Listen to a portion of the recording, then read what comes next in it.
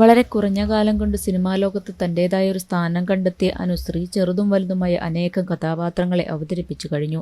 ഇപ്പോഴും അഭിനയത്തിൽ സജീവമായിരിക്കുകയാണ് താരം. സിനിമയ്ക്ക് പുറത്തും ഒരു നാട്ടിൻപുറത്തുകാരിയായി ജീവിക്കാൻ ആഗ്രഹിക്കുന്ന ആളാണ് അനുശ്രീ. ജന്മനാടായ പത്തനാപുരത്തെ ഉത്സവങ്ങളിലും മറ്റാഘോഷങ്ങളിലും അനുശ്രീ പങ്കെടുക്കാറുണ്ട്. നാട്ടിൻപുറത്തുകാരിയായാണ് മിക്ക സിനിമകളിലും അനുശ്രീയെ കണ്ടിട്ടുള്ളത്. ഇതിഹാസ എന്ന സിനിമയിലാണ് നടിക്ക് വ്യത്യസ്ത റോൾ ലഭിച്ചത്. താരമായപ്പോഴും അനുശ്രീ സിനിമാ ലോകത്തിന്റെ നിറപ്പകട്ടിൽ സ്വയം മറന്നിട്ടില്ലെന്ന് ആരാധകർ പറയാറുണ്ട്. എന്നാൽ ഇപ്പോഴിതാ തന്റെ ജീവിതം എല്ലാവരും വിചാരിക്കുന്നത് പോലെ അല്ല എന്ന് പറഞ്ഞിരിക്കുകയാണ് അനുശ്രീ. താൻ വീട് വെച്ചിരിക്കുന്നത് എല്ലാവരെയും പോലെ തന്നെ ലോൺ എടുത്തിട്ടാണെന്ന് പറഞ്ഞിരിക്കുകയാണ് താരം. എല്ലാവരും കാണുമ്പോൾ എനിക്ക് വളരെ നല്ല ജീവിതമാണെന്ന് തോന്നാമെങ്കിലും സത്യം അങ്ങനെയല്ല. മറ്റുള്ളവർ എങ്ങനെ ചെയ്യാറുണ്ടോ അതുപോലെയാണ് ഞാനും എൻ്റെ വീട് പണിതത്. ബാങ്കിൽ നിന്ന് വലിയൊരു ലോൺ എടുക്കുകയാണ് നിർമ്മാണം പൂർത്തിയാക്കിയത്. അതിനാൽ ഇപ്പോഴും ആ ലോൺ തീർക്കാനുള്ള വലിയ ബാധ്യതയാണ് എനിക്ക് മേലുള്ളത്.